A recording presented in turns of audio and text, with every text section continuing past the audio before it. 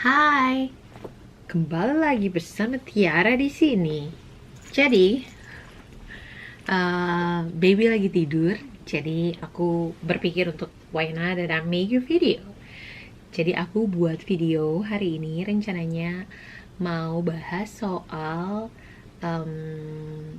what's inside my hospital bag. Actually, no. Actually, this video is talk about what is important that you have to bring in your hospital bag. Karena kalau kamu tanya apa isi hospital bagku kemarin, itu isinya semua saya bawa. Untuk teman dekatku yang tahu kalau aku liburan tuh kayak gimana rempongnya, seperti itulah aku bawa isi kopernya. Cuman di sini aku mau share the things that are really important that you have to bring in your hospital bag based on my experience, based on my pengalaman kemarin. Jadi buat kalian, selamat menonton.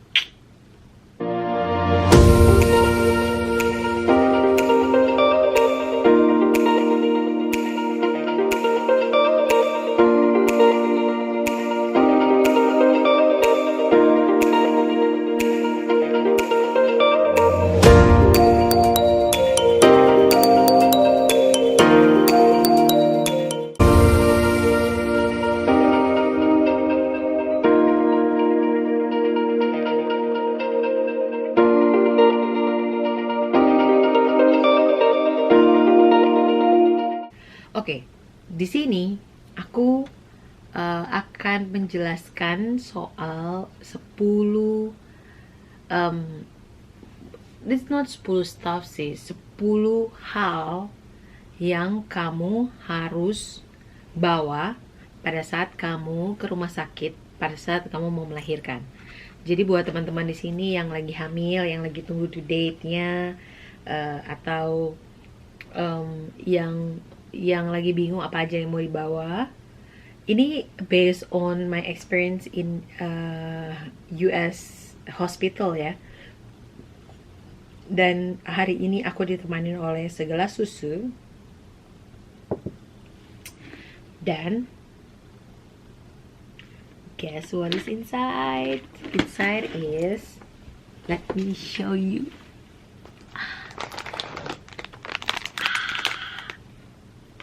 Kemarin si baby, my husband bantuin untuk weekly groceries, terus dia pergi ke Asian Store, dia beliin deh regal. Jadi aku udah taruh di sini karena biar tidak terlalu ribut kalau setiap saya buka di kamar. Jadi baby tidak bangun, seperti itu. So jadi saya ada camu-camu pada saat saya lagi ngobrol. Anggaplah kita lagi ngobrol santai bersama. Saking sendirinya saya di rumah ya, si Steven lagi kerja. Jadi si Steven lagi kerja, baby lagi tidur. Jadi kita ngobrol. Jadi langsung diangkat regalnya. Jadi kita mau bahas ada 10 things that you have to bring. Ini important. Yang pertama adalah milk station. Milk station apa aja sih yang harus dibawa? Kalau aku kemarin itu adalah case-nya jadi gini, aku kan bingung mau bawa atau tidak ya breast pumpku. Cuman orang-orang selalu bilang tidak usah dibawa, di hospital itu ada apa namanya, atau dia bilang nggak usah lah, untuk apa, karena asinya masih tetes-tetes. Hello, buat kalian yang mau melahirkan dan yang punya positive mindset untuk mau bener-bener hari pertama langsung mau ASI, mau kasih babynya ASI, you better bring your breast pump. Just bring it, then story, you know, like if your hospital, kalau rumah sakit kamu punya breast pump yang bisa dipinjam, puji Tuhan. Tapi kalau tidak ada, at least kamu sudah bawa. Jadi jangan berharap sama orang. Nah, breast pump itu is really important. Kemarin aku tuh tidak bawa breast pumpku. Aku cuma bawa HK tank. Nah, aku kasih contoh gambarnya ya. Cuman it's not really well for me. Di reviewnya sih banyak sekali orang yang oke ya. Cuma di aku itu kayak tidak terlalu gimana gitu, tidak terlalu keluar. tidak tidak terlalu keluar apa sih namanya, air susunya, dan tidak terlalu attach di payudaraku. Jadi kayak ya sudahlah, tidak usah dipakai. Nah, kemarin aku tidak bawa breast pump. Ternyata di rumah sakit itu dikasih pinjam breast pumpnya hari pertama tuh. Hari keduanya dikasih pinjam. Nah, enggak hari kedua sih, malam di hari pertama. Nah, ya pokoknya hari pertama punya malam. Nah, itu dia kasih pinjam, dan aku baru tahu ternyata harganya 20 jutaan lebih. Ini aku kasih lihat. Nah, ini apa namanya? Ini breast pump merek Medela. Aku pakainya Spectra ya sekarang, yang my own. Ini yang di rumah sakit Medela. Ini yang harganya 20 jutaan cuy, yang mahal sekali. Dia hospital grade. Dan aku tidak menyangka itu mahal. Dan sebenarnya setelah aku pikir-pikir ya, rasanya sama-sama saja seperti yang Spectra punya menurutku ya. Cuman ya pada saat itu works karena aku dapet tuh kolostrumnya banyak banget keluar cuma gara-gara aku pompa. Jadi breast pump is really important. Terus yang kedua, bottle itu botol untuk apa namanya, storage your ASI, bukan botol untuk diminum baby ya. Karena sesuai suggestnya sama nurse yang di rumah sakit, kalau bisa jangan dulu dikasih botol, karena dia lagi pembelajaran mengenali puting. Jadi you better kasih dia apa namanya, asinya taruh di storage, kemudian nanti kasih pipet. Aku kasih fotonya juga. Nah, pipet ini kamu nggak bisa tuh taruh asinya di pipet terus langsung kasih ke mulut bayi, nggak bisa. Kata susterku di sini juga, pelajaran juga nih ya, katanya susternya, jangan, nanti dia malas untuk mengecap menghisap. Jadi dia akan malas menghisap. Jadi kamu masukin jari kamu masuk, dia kan berusaha isap. Nah, berusaha isap, kamu tarik, masukin itu pipet. Habis itu sudah selesai air susunya, ditarik lagi, masukin isap, kasih keluar, kasih masuk pipetnya, seperti itu. Jadi biar dia, karena kan ini masih newborn banget ya, jadi dia lagi juga menelaah ini puting rasanya kayak gimana, terus bagaimana caranya saya latch dengan baik, gimana caranya saya menghisap dengan baik, seperti itu. That's a good insight sih waktu itu aku dapat. Jadi breast pump, botol untuk storage, kemudian nursery bra. Nah, nursery bra itu penting karena pada saat kamu setelah melahirkan, kamu langsung pakai nursery bramu. Jangan biarkan dadamu gelambir begitu saja. Karena kasihan, terlihat seperti sapi sekali nanti kita. Jadi pakailah kau BH-mu untuk, kan di BH itu kalau nursery bra itu kan bisa dibuka, tapi ada penyangga tetap kan. Jadi bentuk dada masih firm seperti itu. Karena awal-awal itu pasti dada kamu akan sangat kencang karena dia mau mengeluarkan si ASI itu gitu. Kemudian nah ini yang paling berguna buat aku pada saat itu. Jadi aku itu ada breast storage kayaknya ya. Pokoknya ada bulatan, terus di tengahnya itu bulat, itu masukin kamu putingnya. Karena pada saat kamu hari-hari pertama di rumah sakit itu air ASI itu menetes. Jadi kan itu kolostrum ya, itu adalah yang paling berharga di ASI. You don't want to miss at all. For every drop it's important. Jadi kamu pasang, kasih biar aja di nursery bra-nya. Nah, kalau kamu lihat itu sudah setengah, sudah hampir full, kamu taruh di storage botol, terus kamu kasih masuk deh ke babynya, kasih ke babynya pakai pipet itu seperti tadi aku bilang. Jadi kamu tidak menghabiskan air susu atau kolostrummu itu di breast pad atau di bra-nya, menetes begitu. sayang banget.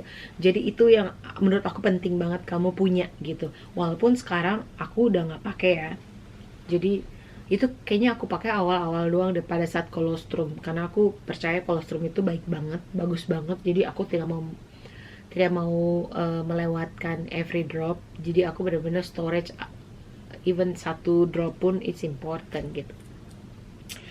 Terus selanjutnya adalah nipple cream. Bawalah krim tetekmu. Sorry, krim payudara. Krim untuk di puting. Aku kasih tahu merek aku apa.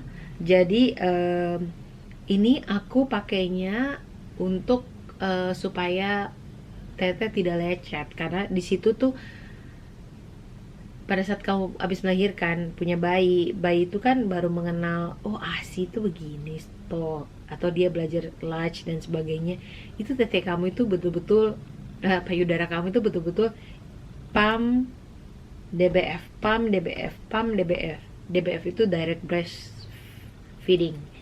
Jadi kayak abis nenen di pam, abis nenen pam, seperti itu. Jadi kayak itu takutnya lecet. Jadi you better punya apa sih namanya tuh, nipple cream. Nah itu yang aku masukkan di milk station aku. Itu nomor 1. Yang kedua adalah minum dulu.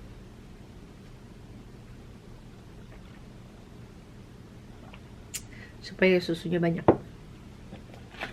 Rendah. Aku suka karena tipis dan crunchy. Maksudnya renyah crunchy gitu. Yang kedua adalah baby outfit. Aku kemarin itu bawa baby outfitnya itu banyak. Rambut aku keluar-keluar, biarlah saja ya. Bukan banyak sih, kayak 3 pasang deh. Karena aku berpikir adalah oh nanti di rumah sakit itu babynya pakai baju udah saya seperti itu gitu. Cuman ternyata tidak. Sampai di sana itu ada baju baby yang mereka udah siapin, dan mostly baby itu di swaddle. Jadi ada yang di apa sih namanya tuh? Di bedong ya. Ya, di bedong gitu. Ntar aku kasih tahu aku punya yang seperti apa.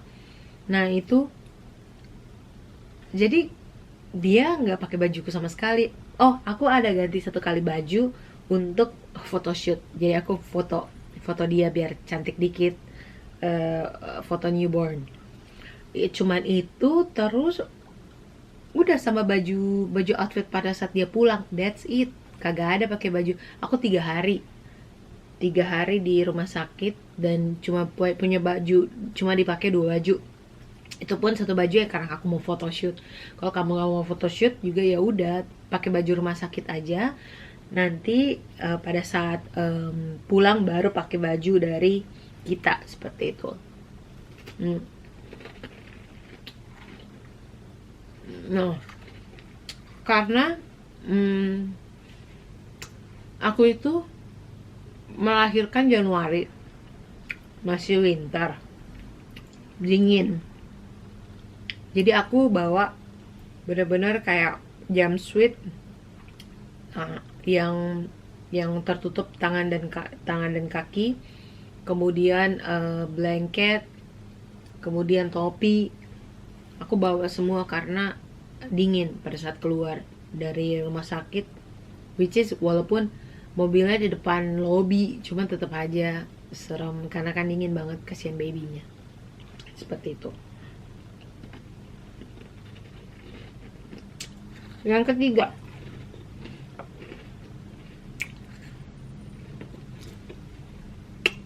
ketiga adalah mommy's outfit in hospital.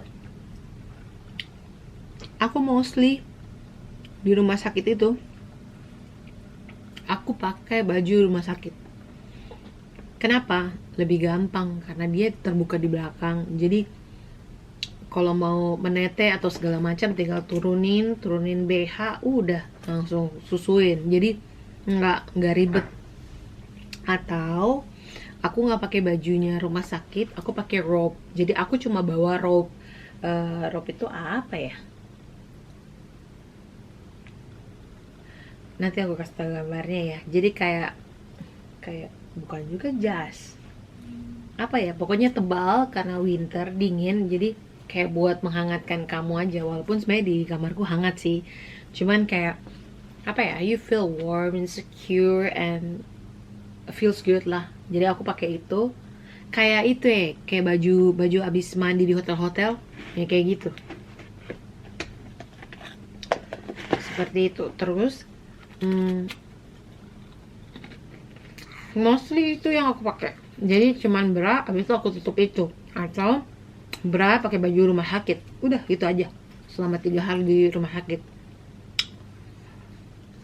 Kemudian yang keempat adalah mommy's outfit out of hospital. Itu penting karena aku bawa baju yang dress, jadi nggak ribet untuk pakai celana panjang atau celana pendek, nggak ribet untuk pengetatan di perut, karena percayalah, aku waktu itu sesar. Percayalah, pada saat kamu selesai melahirkan, body kamu tidak langsung zoom, tidak langsung slim seperti sebelum melahirkan. Masih kewer-kewer lah itu perut. Jadi it's really important to bring outfit untuk keluar rumah sakit itu adalah dress, either dress panjang atau dress pendek, at least yang loose gitu. Jadi biar kamu juga feel free perutnya dan sebagainya gitu. Kemudian yang kelima, yang paling penting, nggak paling penting sih, yang penting juga yang kadang orang lupa adalah daddy's outfit. Karena suami aku, atau pasti suami kamu juga akan standby terus di rumah sakit. Jangan lupa pakai baju dan dalaman dan semua kebutuhan suamimu juga dibawa.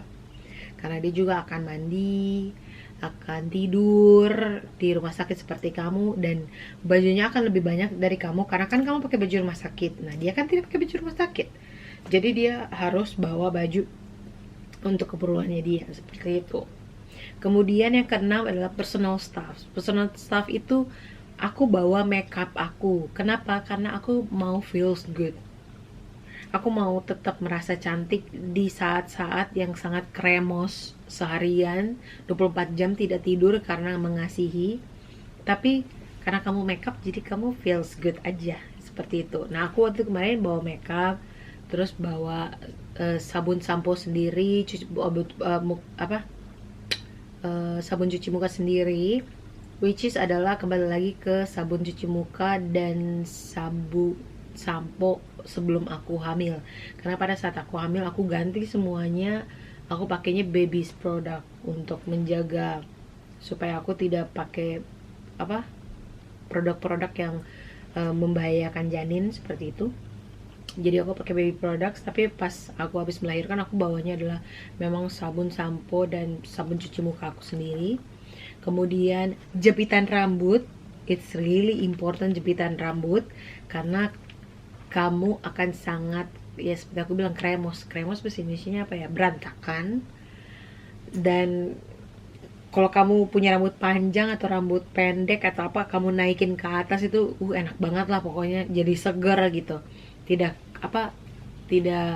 lengket-lengket atau tidak berantakan rambutnya. Jadi jepitan rambut atau ikat rambut it's really important for me. Kemudian jangan lupa juga personal staffnya dari suamimu, karena dia juga kan standby di rumah sakit, seperti itu. Kemudian yang ketujuh adalah electronic bag. Jadi aku punya satu pouch, isinya itu tentang kamera, baterai, memory card, charger kamera, tripod, charger handphone, power bank, ya that's it. Jadi aku bawa itu untuk kebutuhan aku, handphone dan segala macam. Seperti itu, jangan lupa, itu penting. Kemudian yang ke-8 adalah food for recovery. Nah, ini yang aku dapat dari teman-teman dokter aku sama teman-teman tenaga medis, teman-teman aku yang suster dan sebagainya. Mereka selalu bilang bahwa setelah melahirkan kamu harus punya asupan protein yang banyak. Kenapa? Karena itu menjaga untuk membantu untuk recovery setelah apa sih namanya, setelah jahitan, setelah operasi gitu, jahitan cepat kering dan sebagainya. Jadi protein is very important. Jadi aku setiap hari itu si Steven masih bolak-balik rumah.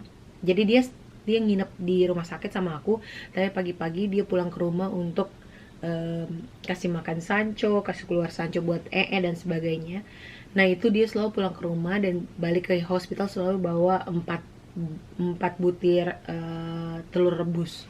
Jadi aku makan setiap hari 4-5 butir sih telur rebus itu untuk bantu recovery. Dan juga bisa pesan, kalau di rumah sakit aku itu makanannya bisa pesan, ada menunya. Nah menunya itu mereka tahu untuk support ASI. Jadi minumnya almond milk, kemudian ada sugar untuk energi, kemudian proteinnya banyak seperti itu. Jadi aku waktu itu kemarin sudah tercover dari makanan rumah sakit juga, plus aku tambah si telur rebus itu.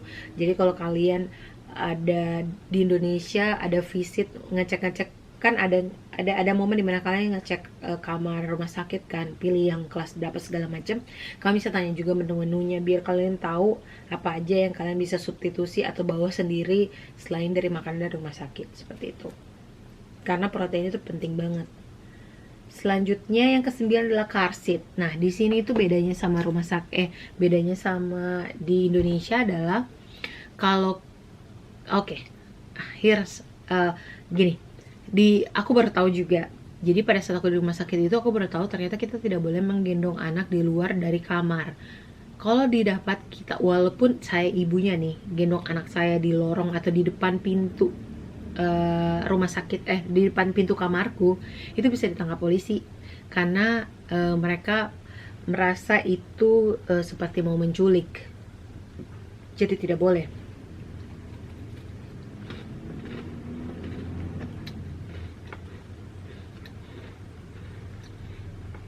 Jadi tidak boleh sembarangan menggendong bayi baru lahir.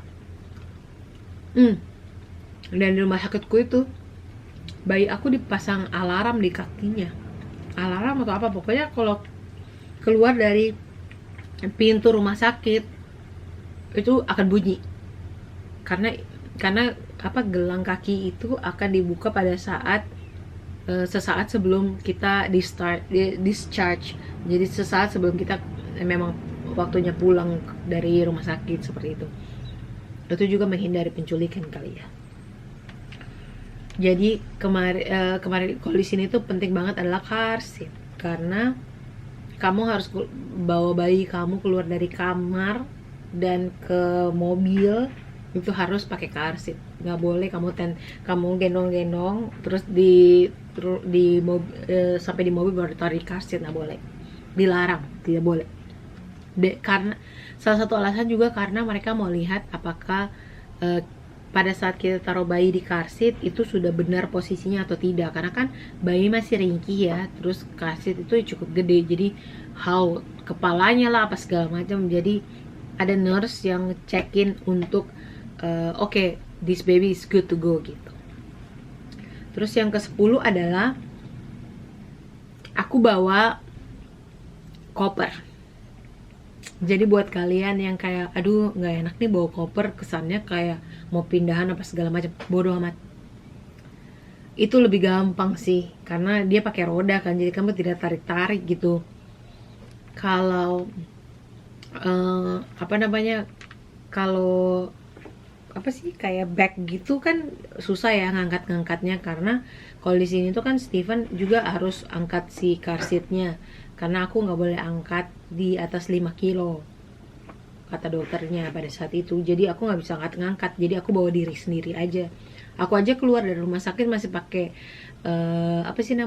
kursi roda, which is sebenarnya aku bisa jalan, cuma dikasih kursi roda, ya udah tidak apa-apa gitu. Itu adalah 10 hal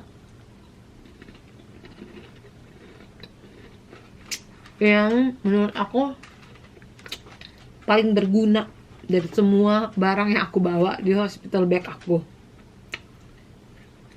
Kalau ada teman-teman di sini, apalagi yang dari Indo, yang ada pengalaman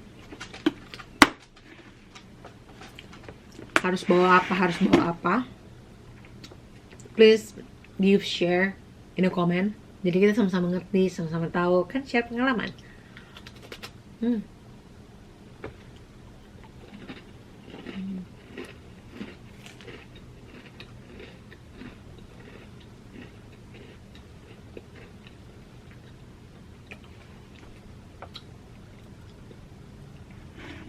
Pokoknya yang penting adalah don't be overpack dan sering-seringlah bertanya. Kamu mungkin kalau mau bawa, kayak aku bawa beras pam gak ya, telepon rumah sakitnya, tanya mereka menyediakan atau enggak. Kalaupun menyediakan, ada charge atau enggak. Kalau ada charge dan kamu udah punya beras pam di rumah, ya why not you bawa punya lu sendiri. Atau apapun itu yang mungkin kamu pikir bawa atau enggak ya, you better ya tanya, atau kalau enggak ya udah bawa aja. Mending bawa dibandingkan kayak astaga tahu gini bawa deh kayak gitu. Itu kan kasihan, sayang kan, seperti itu. Jadi buat teman-teman di sini, semoga video ini bermanfaat.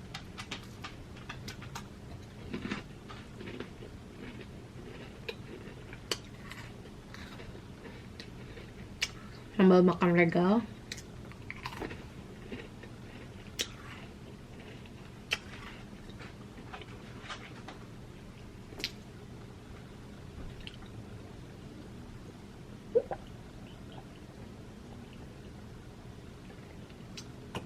Semoga video ini bermanfaat untuk kamu semua. Dan apa ya?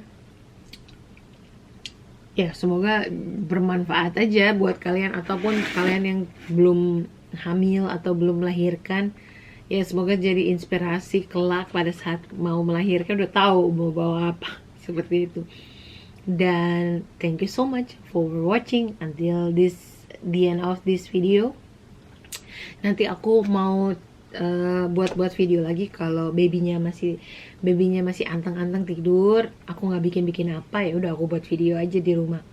Pada saat di dunia juga lagi self quarantine, lagi pada karantina massal karena si virus corona ini.